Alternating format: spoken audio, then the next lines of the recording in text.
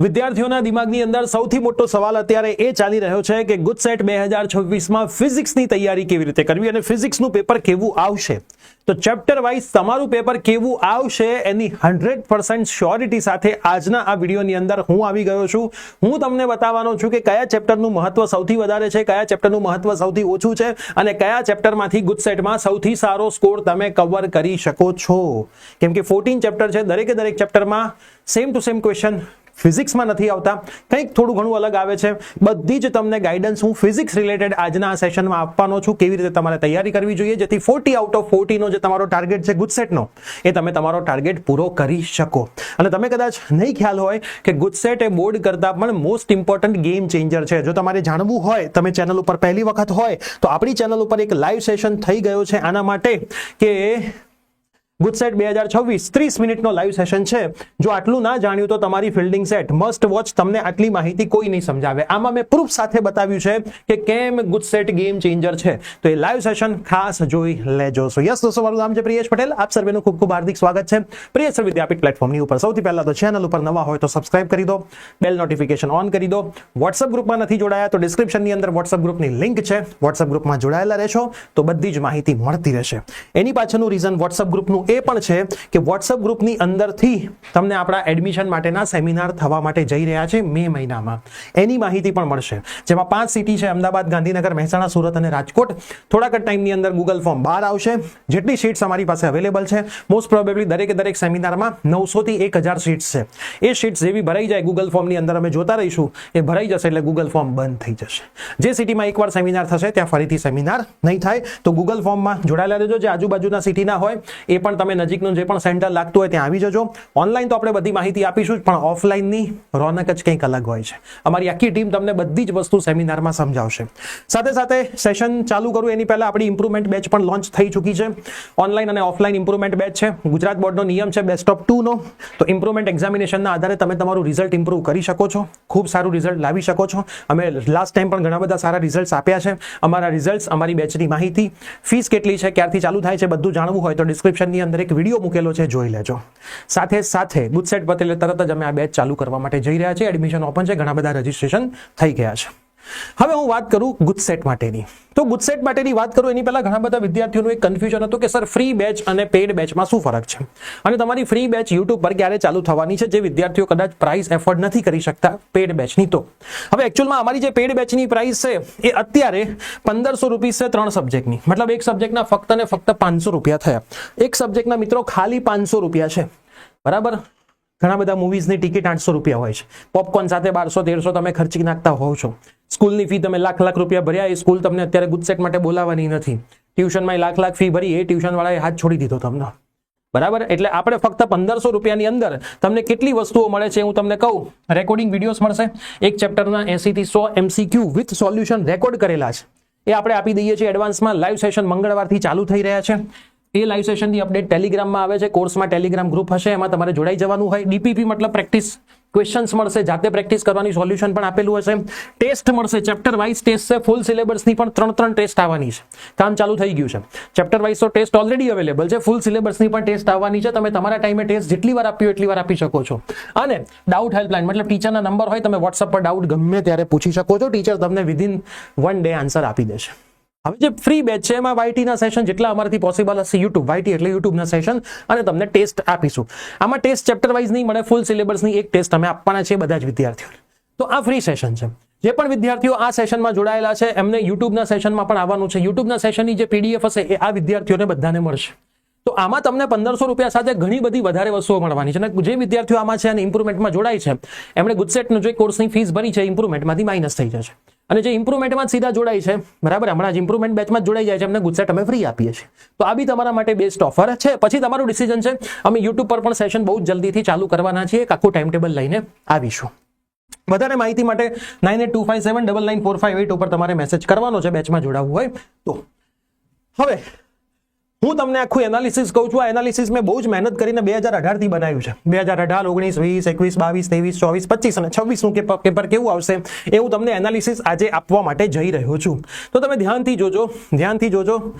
પહેલું જે ચેપ્ટર છે ને એમાં 3 માર્કનું જ પૂછાયું છે, દેખાય બધી જ આખી પટ્ટી 3 માર્કની જ છે. તો આ વર્ષે પણ પૂરેપૂરો ચાન્સીસ છે 3 જ MCQ પહેલા ચેપ્ટરમાંથી આવશે, એનાથી વધારે નહીં આવે. બીજું જે ચેપ્ટર છે એમાં એક વખત 2 માર્કનું આવ્યું છે, 2 MCQ આવે છે, પછી તો 3 જ આવ્યા છે, એટલે આમાં પણ ચાન્સીસ એવો જ છે કે 3 MCQ જ આવશે. એના પછી ત્રીજું જે ચેપ્ટર છે એમાં 3 જ MCQ આવ્યા છે, એક વખત 4 આવ્યા હતા, તો ચાન્સ મોસ્ટલી 3 MCQ આવવાના જ છે. તો પહેલું, બીજું અને ત્રીજું ચેપ્ટરમાં 3 MCQ જ આવે, બરાબર. મોસ્ટ પ્રોબેબલી આવો જ ચાન્સ છે. ચોથું ચેપ્ટર છે એમાં 3 અથવા તો 4 આવે, જો 4 4 3 3 3 4 3 4, મતલબ અહીંયા કાં તો 3 MCQ આવી શકે કાં તો 4 MCQ આવી શકે. એના પછી પાંચમું ચેપ્ટર છે એમાં 2 અથવા 1 MCQ આવે છે, લાસ્ટ ટાઈમ તો 1 જ આવ્યો, જો તો 1 અથવા 2 MCQ પાંચમા ચેપ્ટરમાંથી આવી શકે છે. છઠ્ઠું જે ચેપ્ટર છે એમાં પહેલાના વર્ષોમાં 2 આવ્યા હતા, પછીના વર્ષોથી એક પેટર્ન ફોલો થાય છે, 3 જ MCQ આવે છે. સાતમું ચેપ્ટર તો ફિક્સ જ છે, 3 જ MCQ આવે છે. અને આઠમું ચેપ્ટર પણ ફિક્સ જ છે, 2 જ MCQ આવે છે. તો એનો મતલબ ખાલી કન્ફ્યુઝન 2 જ ચેપ્ટરમાં છે, એક ચોથા નંબરનું અને એક પાંચમા નંબરનું. ચોથા નંબરમાં કાં તો 3 MCQ આવશે, કાં તો 4 આવશે, પાંચમા નંબરમાં કાં તો 1 આવશે, કાં તો 2 આવશે. હવે આપણે પહેલા પાર્ટનું વેઇટેજ જોઈએ તો 3 ને 3 6 7 8 9 10 11 12 13 14 15 16 17 18 19 20 21 22 થી 23 માર્કનું પાર્ટ 1 માંથી આવે છે. મતલબ પાર્ટ 2 કરતા પાર્ટ 1 નું વેઇટેજ થોડુંક જ વધારે છે, એ તો હોય જ ને, કેમ કે એક ચેપ્ટર વધારે છે, બરાબર ને. અહીંયા 8 ચેપ્ટર છે, બરાબર. ત્યાં તમારા કેટલા ચેપ્ટર છે? 1 2 3 4 5 ને 6, 2 ચેપ્ટર વધારે છે, બરાબર.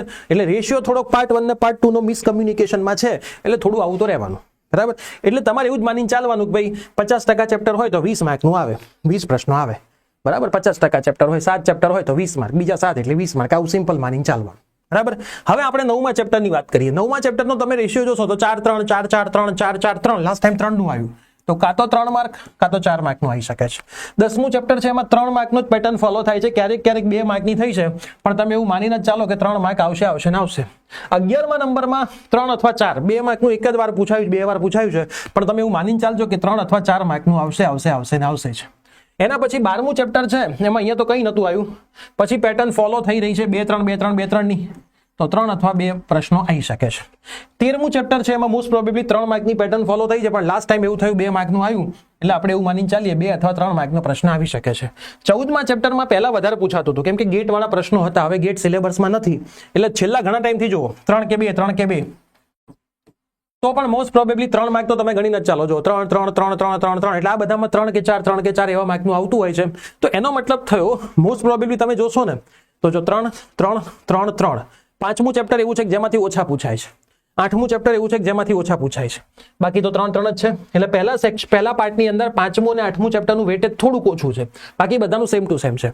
બીજા પાર્ટની અંદર તમે જોશો તો બધાનું મોસ્ટલી 3 માર્કનું તો છે જ, છેલ્લા 2 માંથી કદાચ ક્યારેક 2 માર્કનું આવે, સેટિંગ ના થતું હોય, કોકમાંથી વધારે પૂછાઈ ગયું હોય તો આવું થાય, બાકી કંઈ તકલીફ પડે નહીં.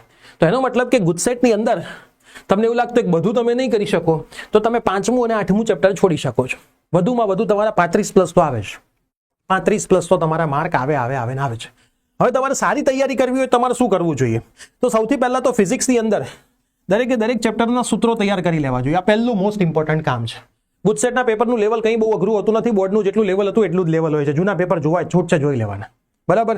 પહેલું કામ ઇક્વેશન ખાસ, બીજું કામ બધાના એકમો, ઇક્વેશન એટલે ગુજરાતીમાં કહેવાય સૂત્રો, બરાબર.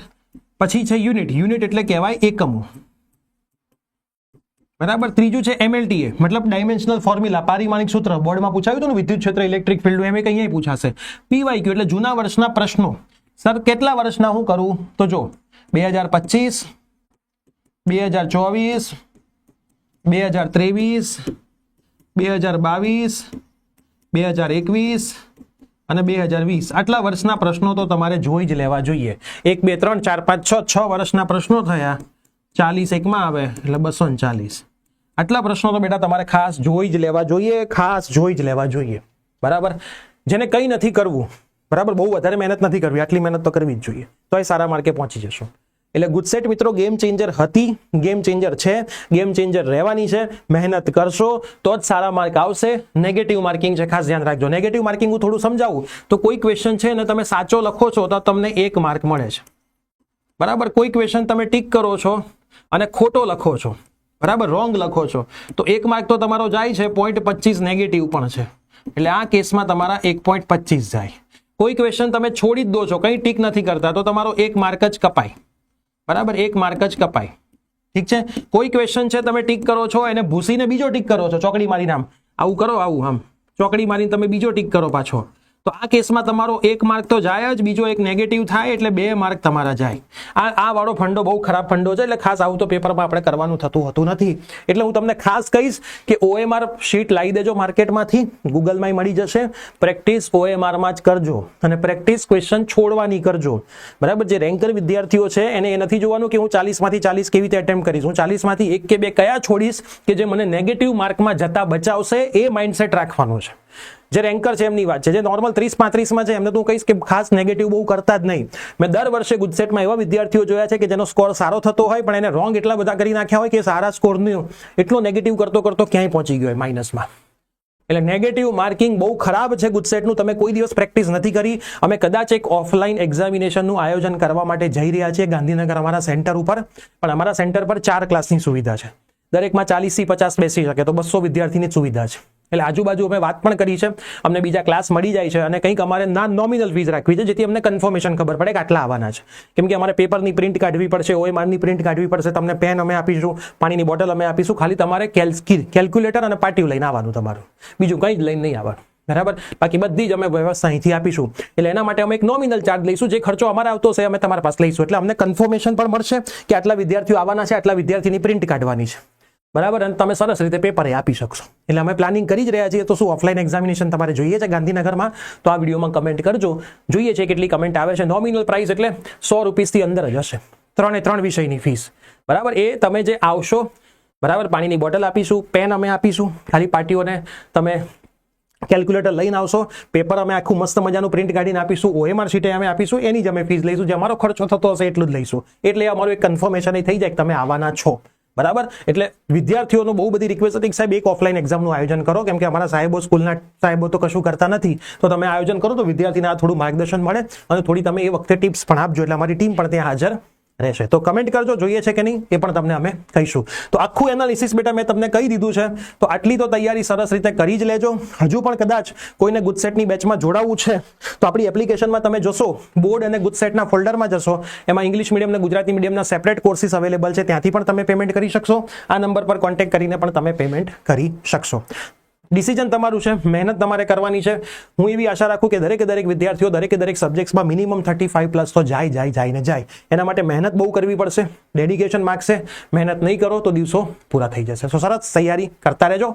મળીએ છીએ થોડાક જ સમયમાં પેડ અને ફ્રીના ટાઈમ ટેબલની સાથે. Bye bye.